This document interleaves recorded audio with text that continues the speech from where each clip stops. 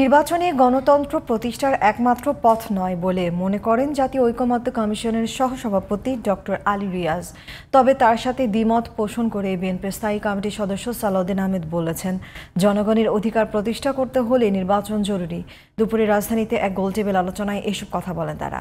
এ সময় অভ্যুত্থানের পর দেশের রাজনীতিতে গুণগত পরিবর্তন না আসায় হতাশা প্রকাশ করেন অন্য বক্তারা। বিস্তারিত জানাচ্ছেন মনিরুজ্জামান। গণতান্ত্রিক বাংলাদেশের ভবিষ্যৎ, জনমানুষের ভাবনা ও প্রত্যাশা নিয়ে শনিবার দুপুরে রাজধানীর গুলশানের একটি হোটেলে গোলটেবিল আলোচনার আয়োজন করে বাংলাদেশ এন্টারপ্রাইজ ইনস্টিটিউট। এতে বিভিন্ন রাজনৈতিক দল ও সুশীল সমাজের প্রতিনিধিরা অংশ নেন।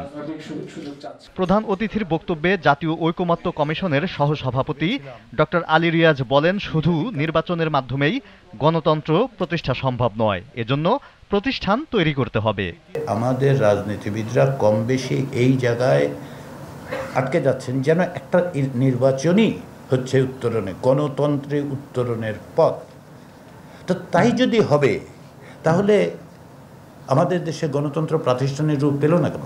তিনবার তো আমরা গণতন্ত্রের উত্তরণের মধ্য দিয়ে গেলাম, নির্বাচন তো হলো।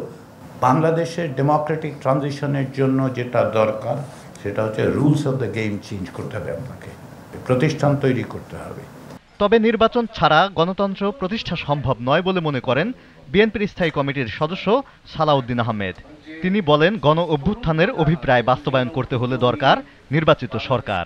গণতান্ত্রিক রূপান্তরের একটা প্রধানতম উপায় হচ্ছে নির্বাচিত রাজনৈতিক সরকার এবং সংসদ প্রতিষ্ঠা।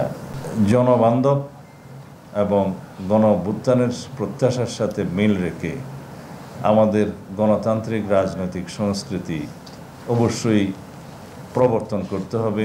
আলোচনায় অংশ নিয়ে অন্যান্য রাজনৈতিক দল ও সুশীল সমাজের প্রতিনিধিরা আশঙ্কা প্রকাশ করেন, গণতন্ত্র প্রতিষ্ঠা না হলে দেশ সংঘাতের পথে যেতে পারে। নির্বাচন বিলম্বিত হওয়া, পণ্ড হয়ে যাবার মধ্য দিয়ে পুরো অভ্যুত্থান অর্জনটা পণ্ড হয়ে যাবার আশঙ্কাটা বাড়বে। ন্যূনতম ঐক্য তৈরি করে কনসেনসাসের পদ্ধতিতে আমরা যদি না এগোই, একক চিন্তা প্রতিষ্ঠা করতে যাই, তাহলে আমরা অনিবার্য সংঘাতের দিকে যাব। আমরা যেন ছাত্রদেরকে এবং শিক্ষকদেরকে যেন রাজনীতিবিদে পরিণত না করি। আলোচনার আগে নিজেদের করা জরিপ তুলে ধরে আয়োজক সংগঠন, যেখানে দেখা যায় দেশের ২.৫% মানুষের প্রত্যাশা পূরণ করতে পেরেছে অন্তর্বর্তী সরকার, আর নির্বাচন চায় ২৪% অংশগ্রহণকারী।